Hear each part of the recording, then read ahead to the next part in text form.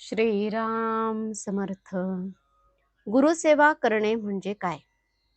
साधनाची आटाआटी कुठपर्यंत करायची? जप, तप, नेम, याग वगैरे आपण कशाकरिता करतो?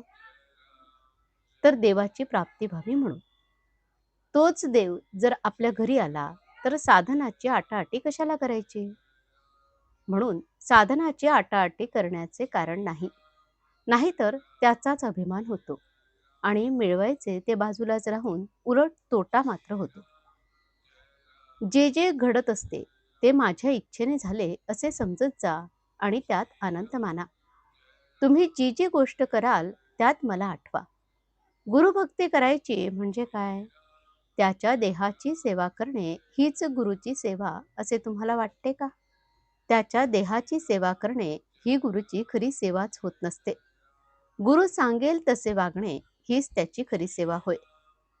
माझ्याजवळ जे येतात ते कुणी मुलगा मागतो, कुणी संपत्ती मागतो, कुणी रोग भरा करा म्हणून मागतो. तेव्हा माझी सेवा करायला तुम्ही येता का मीच तुमची सेवा करावी म्हणून येता? माझ्याजवळ येऊन मनुष्य देहाचे खरे सार्थक होईल असे करा. तुम्ही मागाल त्याप्रमाणे मी थोडेसे देणार नाही असे नाही.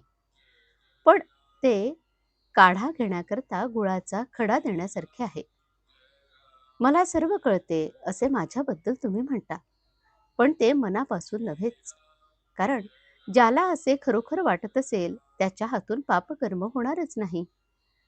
ज्याची वृत्ती माझ्याशी एकरूप होईल त्यालाच कळेल की मला सर्व कळते आहे. गुरुला अनन्य शरण जाणे म्हणजे इतके की त्याचे मन आणि आपले मन एक झाले पाहिजे. म्हणजे दैववशात जरी आपण गुरुपासून दूर असलो तरी मनाने त्याच्याशी संलग्न असल्यावर त्याच्यापाशीच असू. आपण आपल्या आईशी जसे बोलतो तसे माझ्यापाशी बोलावे. आपले सर्व दुःख मला सांगत जावे.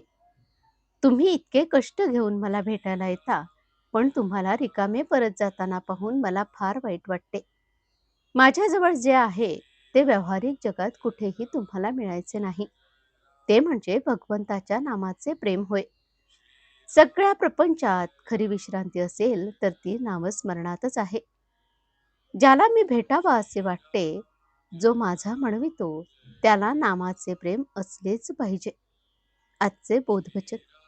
नामावर प्रेम करणे म्हणजेच माझ्यावर प्रेम करणे. जानकी जीवन स्मरण जय जय राम. श्रीराम समर्थ.